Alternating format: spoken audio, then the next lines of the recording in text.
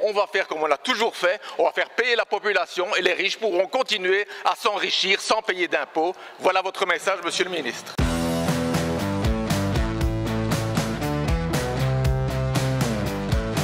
Heureusement que la sécurité sociale existe dans notre pays.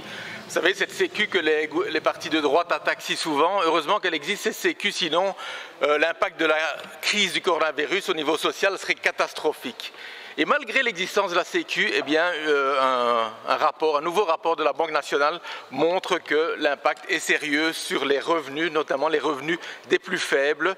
Et on pense notamment aux petits indépendants, on pense notamment aux étudiants jobistes, on pense notamment aux salariés qui ont été sur le chômage temporaire. Ils ont perdu, ces trois catégories ont perdu plus de 30% de leurs revenus dans cette crise du coronavirus.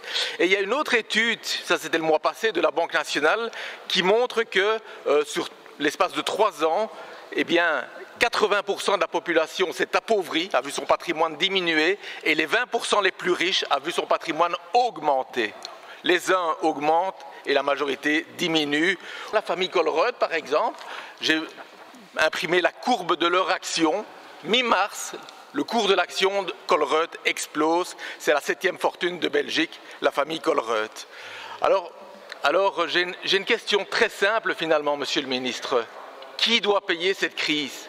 Qui doit payer cette crise? Est-ce qu'on va continuer à faire comme toujours, que c'est la population qui va payer, les allocataires sociaux, les travailleurs via des blocages de salaire, via des mesures d'austérité touchant les services publics, touchant la sécurité sociale? Ou est-ce que pour une fois, on ne pourrait pas toucher les 1 ou 2% les plus riches de la population, un peu à l'exemple de la proposition du PTB de taxe Corona qui vise à faire une taxe exceptionnelle, one shot, de 5% sur les fortunes de plus de 3 millions d'euros. Voilà, le choix est simple, je veux savoir quel est votre choix, Monsieur le Ministre. La vraie question, et j'espère que c'est la question qui va se poser dans ce Parlement, c'est qu'est-ce qui financie cette sécurité sociale? C'est une économie qui se redresse. La vraie question, c'est comment est-ce qu'on fait redémarrer cette économie? Ce n'est pas en taxant plus qu'on va le faire. Alors, monsieur le Ministre, vous nous dites, qu'est-ce qui finance la sécurité sociale?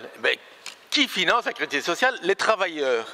Qu'est-ce qui définance la sécurité sociale? C'est vos mesures qui attaquent, qui font des cadeaux aux patrons depuis des années, avec 16 milliards aujourd'hui de subsides salariaux qui définancent d'autant la sécurité sociale. Ça, c'est la réalité, c'est la politique que vous menez depuis des années, c'est faire payer les travailleurs pour enrichir les plus riches. Et on voit le résultat. Il y a 20 ans, en Belgique, il y avait une famille milliardaire. Aujourd'hui, elles sont 27. 27 familles de milliardaires qui possèdent ensemble plus de 100 milliards d'euros.